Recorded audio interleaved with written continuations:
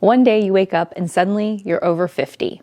Life is a little different and your routine and the way you go about your everyday life just changes a little bit. And in order to continue to feel productive and organized and not let this new stage of life take over, it's really important to set priorities and figure out how to be more productive and organized when you're over 50. So today we're doing a video that's a little bit different than we normally do here on A Charming Abode.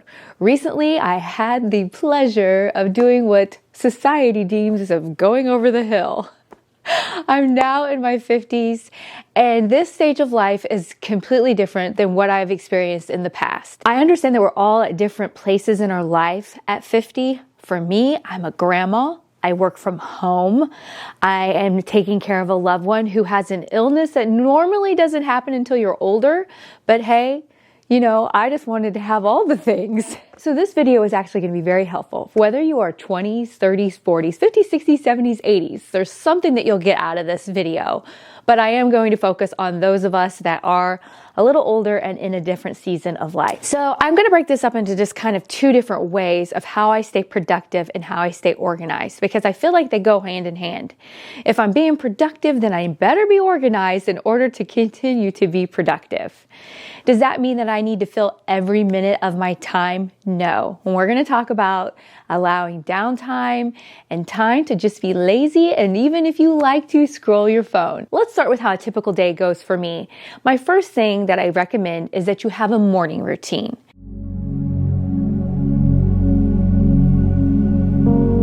Morning routines are very important because it's kind of your body's way of knowing what we're doing and what to expect. Let me know in the comments down below if you guys would enjoy seeing what my actual whole morning routine is. I have just a little thing that I do every day, and that involves anywhere from like just how I get up and what I do to if you want to get ready with me when do hair and makeup. Let me know if that's something you guys would be interested in. So we've established that we need a morning routine. One of the things that I do each week is I set deadlines for myself.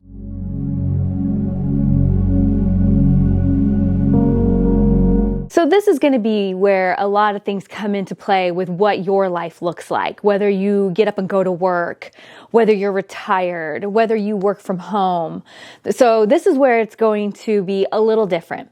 But each week at the beginning of the week, usually over the weekend, like on the Sunday, and sometimes when I'm feeling super proactive, I'll start looking at the end of the week, what's coming for the next week, so I can always be prepared. But I set myself deadlines, knowing what is going to be most important is what I want to do first.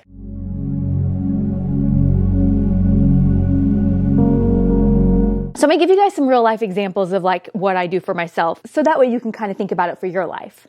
So for me, say I have a ad, like a sponsorship for a video. One of the things that I know is that it will be due by a certain day of the week.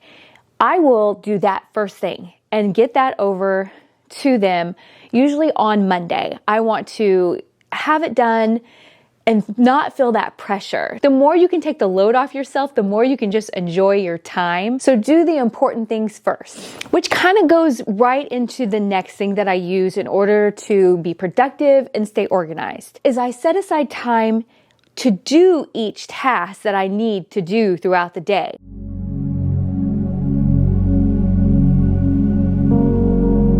I set aside time to do my morning routine, which, involves a Bible study, getting ready, eating breakfast, taking medication, different things like that, and what I have to do for Jason. So knowing that I set aside time each day for the different things that I know that have to be done, that is something that really will help you stay on track and continue to move forward and not just feel like you're wasting your time and being stagnant. Random thought, my neighbor and I were talking about this, about how we didn't understand how some people were worried about being retired, about not having things to do. Please let me know down in the comments if you're retired and if you feel like you're struggling with things to do, because I'm technically not retired and my neighbor is retired, and both of us fill our day to the max and always have something to do.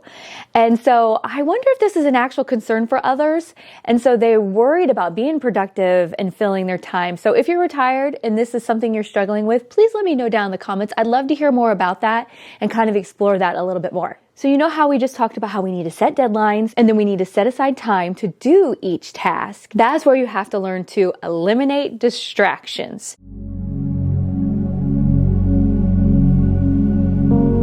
This little guy right here can be such a distraction for all of us when we're trying to get things done.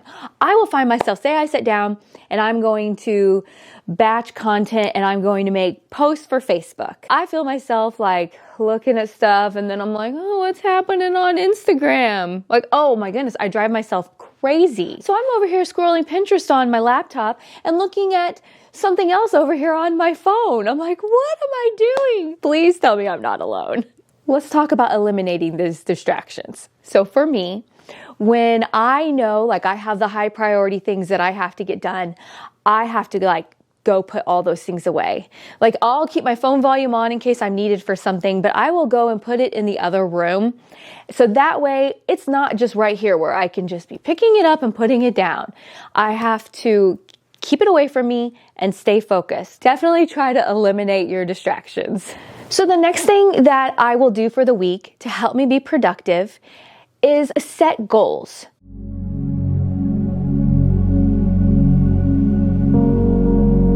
So not set deadlines, because setting a deadline for something that you already know that you have to do is different than setting a goal of something that you want to do. And before you think this has anything to do with work, think about it this way.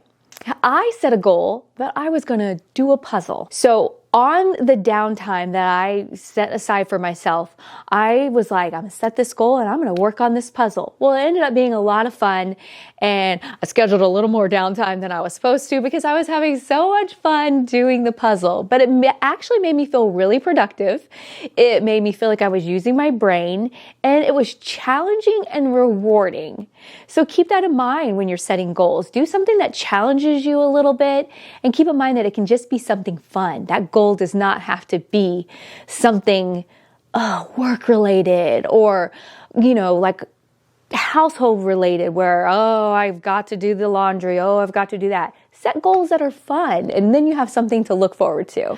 I just want to add in here that if you're enjoying today's video, please make sure to give it a thumbs up and subscribe if you haven't done so already. And don't forget to be following over on Instagram or Facebook. There's lots of behind scenes happening over there and recipes and just all kinds of things. So hopefully I'll see you guys over there. Another way to be productive and organized is to plan ahead.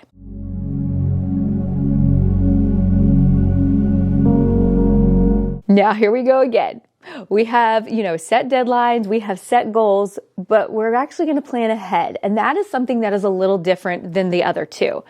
And what I mean by that is when the week before I look to see what deadlines I have, but then I plan the week ahead knowing what else I want to do and not just goals. These are tasks that I know that I need to accomplish. Like this next week is the week that I'm going to wash my bedding. This is the week that I really need to do the baseboards. They're super dusty.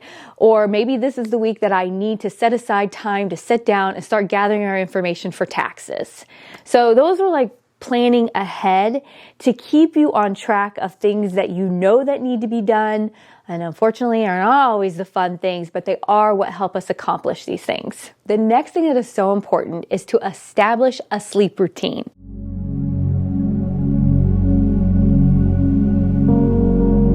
Now, I think this sounded silly to me at first, but you are talking to a night shift nurse. That is what I have done. I stayed up all night. I would sleep half the day. My life was so chaotic. And just now that I no longer work nights, I have established a sleep routine and it has done wonders for me, for my body, for my health, for my mindset. And I really encourage this. And the number one thing that I want to encourage for you is to always go to bed within 30 minutes of the same time every night. It is amazing how your body starts to learn that routine. And when I go to bed, Now, I will admit, my bedtime is probably later than most, and I do think that that is because I was a night shift nurse and I'm so used to staying up. I try to go to bed within 30 minutes every night at the same time. My bedtime is 11:30 to 12 every night. And then I usually get up between 7 and 7:30 in the morning. And that works for me from working at home, and that allows me to have a great night's sleep. I'm getting 7 to 8 hours of consistent, solid sleep every night, and it has changed my life. It feels so good. It's like my body knows what to expect, and so I highly encourage a sleep routine. You will be so much more productive and organized and just feel your best. This next one can really keep you productive and just really contribute to your overall well-being, and that is using your brain by trying a new hobby.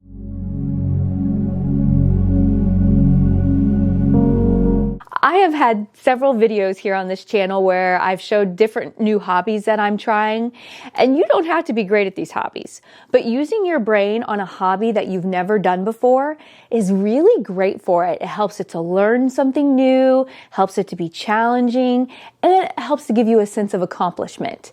So I also encourage, if you're not wanting to do a new hobby, that you continue to do the hobbies that you've already been doing. Maybe you crochet, maybe you read, maybe you do puzzles. Continue to do those types of things, but set that into your schedule and use your brain to just stay active, and that'll really help you to have focus and I feel like clarity. The more hobbies that I've been doing and not sitting around wasting my time watching TV constantly or anything like that has really helped me, and it's motivated me more and more and more to try new hobbies, which I've never been a puzzle doer ever. And now, because I've been trying new hobbies, I had started doing these puzzles that I'm like, whoa, look at me go.